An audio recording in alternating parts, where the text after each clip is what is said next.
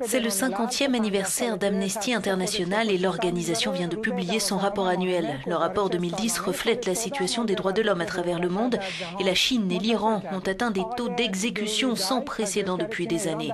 Nous rejoignons à Londres Drury Dyke, spécialiste de l'Iran pour Amnesty. Drury Dyke, bienvenue sur Euronews. Quel est le problème majeur que représentent ces pays qui, comme l'Iran, violent systématiquement les droits de l'homme? Que répondent-ils à vos appels?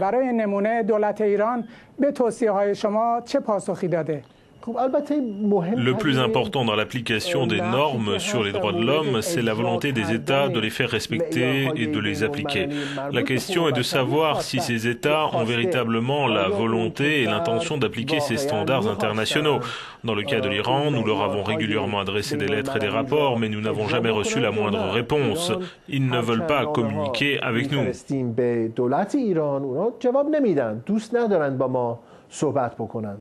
Comment voyez-vous la situation des défenseurs des droits de l'homme, des syndicats, de la société civile et des partis politiques en Iran? Des défenseurs des droits de l'homme, y compris des journalistes et des étudiants, subissent une sévère répression depuis l'élection présidentielle contestée d'il y a 2 ans. Jusqu'à ce jour, le niveau de la répression n'a pas faibli. C'est pourquoi aujourd'hui nous voyons des défenseurs des droits de l'homme, des étudiants et des avocats quitter et fuir leur pays. مدافعان حقوق بشر مثل وکلا از کشور خودشون ترک میکنن فرار میکنن. En ce qui concerne la peine de mort et les exécutions, Téhéran dit que cela relève de la législation nationale, que c'est en accord avec le code pénal islamique. Que pensez-vous de cette explication? Oui, c'est peut-être en accord avec leur législation nationale, mais pour autant, ils ont des obligations internationales liées aux conventions qu'ils ont signées. D'ailleurs, ils ne respectent même pas leurs propres droits en ce qui concerne en particulier l'exécution des jeunes. Un autre exemple est celui du droit à un procès équitable qui est constamment ignoré et violé. Malheureusement, l'Iran ne respecte donc pas non plus sa propre législation sur la peine de mort.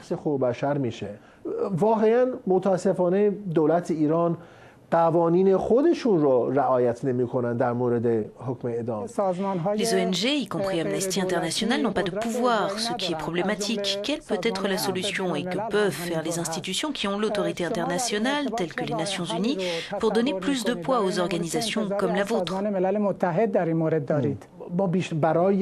Pour faire respecter et promouvoir les droits de l'homme, nous nous tournons vers les personnes et les peuples qui se battent pour la liberté et les droits humains et pas vers d'autres.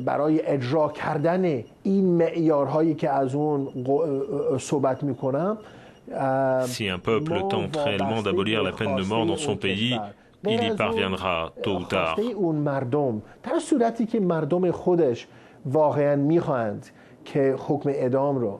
لغو بشه در فلان کشور اون کشور دیر یا زود لغوش میکنن.